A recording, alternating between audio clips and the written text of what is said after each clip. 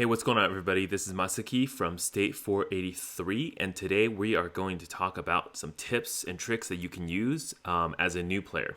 So, these tips are kind of important, and some of these tips, especially the first one, actually almost made me want to recreate my account on a different state and just start all over.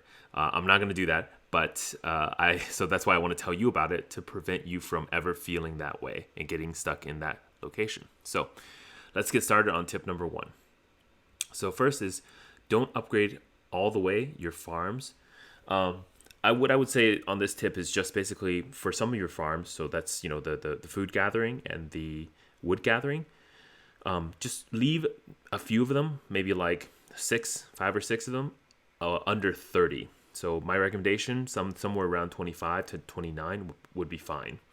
And the reason you do this is because later on in the game, once you've maxed all of your buildings, which you'll want to do, you'll actually want to have these things available so that you can use speed ups on them. And of course, for these buildings and all building constructions, you can cancel them. So essentially what you can do is you can start a building construction, use speed ups, and then cancel them. And what this will do is this will allow you to satisfy different tasks or earn points in survival of the fittest, other events for using speed ups on construction without having to cancel a building that, for example, consumes plasma. As you know, once you hit level 30, most of the buildings that you can upgrade beyond level 30 are plasma buildings. What that means is that those buildings are going to consume plasma as part of the upgrade resource. The issue with that is the plasma, when you cancel a building, is only refunded half. So if you cancel a building by using 120 plasma, you will only get 60 back. So you definitely do not want to cancel any plasma buildings ever, right? You're losing a ton of plasma by doing that. So the buildings you want to cancel are the ones that don't matter. For example, the farms. So that's why you want to leave a couple of these. And the reason you leave a couple is in case you make a mistake.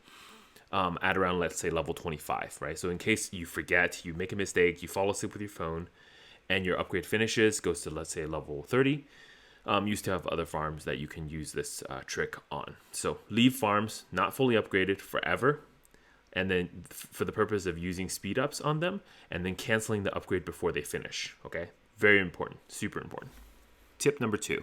So in the same vein as tip number 1, you definitely don't want to upgrade all of your heroes to max skills.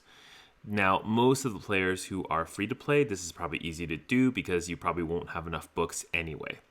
But for the players who, for example, have paid in this game or paid a lot, you're going to have a ton of skill books and you'll probably be very tempted to use them all on your heroes. Now, it's probably okay to use them on your legendary heroes, the yellow ones, but I would recommend for the purple ones that you don't use, like Jane, Basile, the two like archers, etc., you pretty much shouldn't use them ever.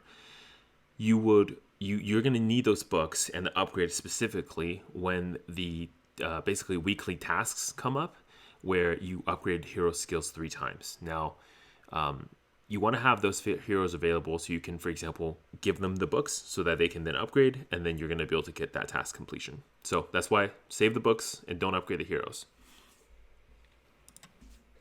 Tip number 3 is pretty easy, and it's a trick that you really should start using way early in the game, which is basically don't upgrade your chief. So don't use any of the tags to upgrade your chief until you've used all the stamina. So burn your stamina to 0 out of 200 or close to it, and then upgrade your chief level. Because on the upgrade, it's going to give you full stamina back. So you can, of course, use this trick for like save your chief hero level ups until there are events like infected events or Travis events where you can get more stamina for free. And last tip, maybe more like a advice, is on it's kind of like 2 tips in one. So it's about upgrading and what to do about low tier troops. So we'll start with the first. For the upgrading of here troops, I would say because you have the kind of intel that it gives you free tier 6, tier 7, sometimes tier 8 troops, I would say for upgrading, just upgrade tier 6 and higher troops only. So tier 5 and under, forget about them. Don't worry about using them. Just they're going to be not so useful. As far as what to do about low tier troops, especially if you're a new player, you're going to end up with a ton of them around, I think, HQ 27, 28 when you unlock T9. What I would do is upgrade probably like, again, T5s and sorry, if you're at T9, probably upgrade T6 and higher. And then for everything that's lower, I would say for the hunters, those kind of things, you can feel free to upgrade them. Basically, just consider upgrading them the same as training new troops. If you think about it that way, then it's kind of the same. Basically, if you look at it, upgrading a T1, for example, to T9 will cost you pretty much the same as training a new set of T9s.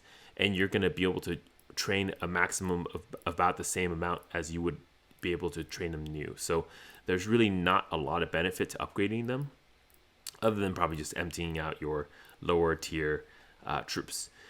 You can, of course, just throw them at people for free and then have them die and they don't come back. It's fine. It's kind of fun too as well. So that's one way to get rid of them. Of course, you can also go to the actual camps and delete them. You can abandon troops. So that's another thing you can do. But yeah, so low tier troops, don't worry about them. I would say, given that you're probably not going to use them later on in the game, feel free to use them early, right? So when you're like HQ level like 15, 16, send some of your tier 1, tier 2 troops in marches against other bases if you're attacking. If you lose them, who cares? It's the troops that you were going to throw away later anyways. So yeah, I hope that's helpful. All right, that about does it for me today. I don't know if you guys like this series or not. So if you find this helpful, great. Give me a thumbs up. Let me know in the comments below. And then I'll see if I want to do some more pro tips like this for new players in later series as well. If you guys like the video, I'll, of course, just do more. Anyways, this is Masaki from State 483. You guys stay classy.